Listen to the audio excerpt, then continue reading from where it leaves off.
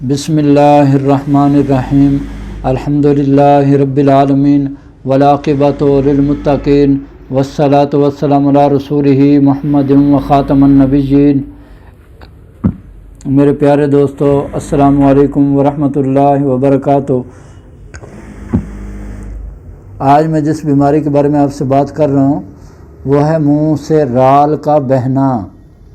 یعنی رال کیا ہوتی ہے کہ منہ سے ہر وقت جیسے تھوک کی طرح پانی بہتا رہتا ہے، اس کو کہتے ہیں رال کا بہنا۔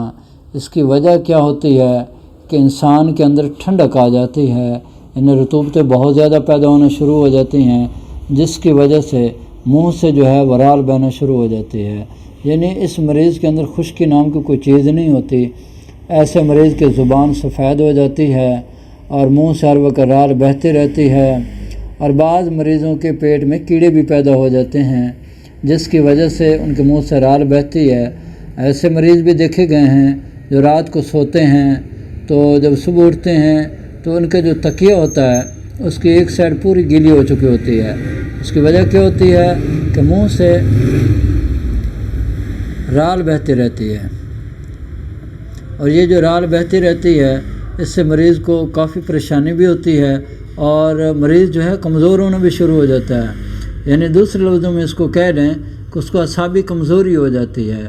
ایسے مریض کا معدہ بڑا ٹھنڈا ہو جاتا ہے، بھوک لگتی نہیں ہے، کام کرنے کو دل کرتا نہیں ہے، ہر وقت لیٹے رہنے کو دل کرتا ہے، ہر وقت سونے کو دل کرتا ہے، کوئی کام اس کو بتا دیا جائے تو وہ کام اس کو پہاڑ لگتا ہے۔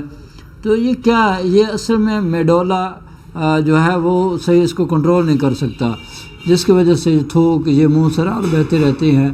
تو ایسے مریضوں کو چاہیے کہ وہ ایسی چیزیں استعمال کریں جو خشک بھی ہوں، گرم بھی ہوں، تاکہ ان کی یہ جو رال ہے یہ بہنا بند ہو جائے۔ تو اس کے لیے جو میرے پاس مریض آتے ہیں تو ان کو میں سب سے پہلے 34 ملین 1000 ملی گرام صبح دوپہر شام کھانے کے بعد ہمارا پانی استعمال کریں، اور اس کے ساتھ مقوی معدہ 1000 ملی گرام آپ دن کے وقت ہمارا پانی استعمال کریں، اور رات سوتے وقت جو ہے جوارش کمونی استعمال کریں۔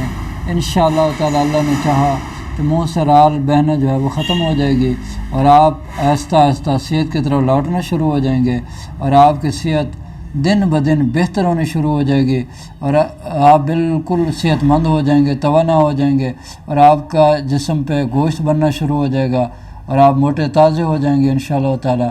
اب میری آخر پہ دعا ہے کہ اللہ تعالیٰ آپ کو، مجھے اور پوری دنیا کے تمام مسلمانوں کو صحت والی، سلامتی والی، عافیت والی، برکتوں والی، کامیابی والی زندگی عطا فرمائے، اور ہم سب کو دنیا اور آخرت تمام ساتھ بھلائی نصیب فرمائے۔